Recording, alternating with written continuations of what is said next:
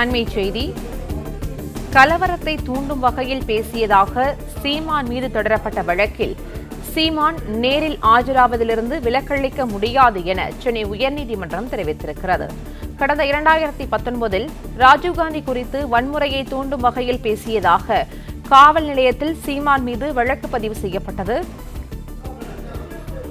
இந்த வழக்கில் சீமான் நேரில் ஆஜராவதிலிருந்து விலக்களிக்க முடியாது என சென்னை உயர்நீதிமன்றம் தெரிவித்திருக்கிற நிலையில் கூடுதல் விவரங்களை செய்தியாளர் ஆனந்த் வழங்க கேட்கலாம். ஆனந்த், வணக்கம். விவரங்களை பதிவு பண்ணலாம்.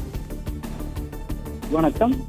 கலவரத்தை தூண்டும் வகையில் பேசியதாக பதிவு செய்யப்பட்ட வழக்கில் விசாரணைக்கு நேரில் ஆஜராவிருந்து நாம் தமிழர் கட்சியின் தலைமை ஒருங்கிணைப்பாளர் சீமானுக்கு விலக்கு அளிக்க முடியாது என சென்னை உயர்நீதிமன்றம் மறுப்பு தெரிவித்திருக்கிறது.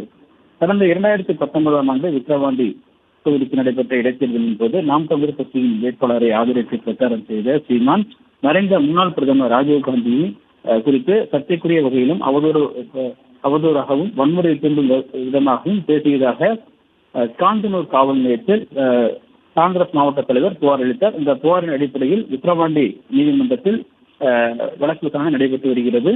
இந்த நிலையில் இந்த வழக்கில் இருந்து தன்னை விடுவிக்க கோரி சீமான் சென்னை உயர்நீதிமன்றத்தில் மனு தாக்கல் செய்திருந்தார். இந்த மனு நீதிபதி சுந்தர் மோகன் முன் விசாரணை கொண்ட பொழுது சீமானின் பேச்சு வன்முறையை தூண்டியது என்பதற்கு எந்த ஆதாரங்களும் இல்லை எனவும் மேலும் சீமான் தரப்பில் வாதிடப்பட்டது.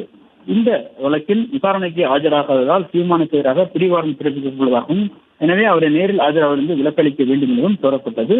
இந்த கோரிக்கையை ஏற்க மறுத்த நீதிபதி பிடிவாரண்டை திரும்ப பெற கோரி விக்கிரவாண்டி நீதிமன்றத்தில் மனு தாக்கல் செய்யலாம் எனவும் நேரில் ஆஜராவதிலிருந்து விலக்களிக்க முடியாது எனவும் நீதிபதி தனது உத்தரவில் தெரிவித்தார். மேலும் சீமானின் மனுவுக்கு பதிலளிக்கும்படி காவல்துறைக்கு உத்தரவிட்ட நீதிபதி விசாரணையை பிப்ரவரி 6ஆம் தேதிக்கு தள்ளி வைத்திருக்கின்றார்.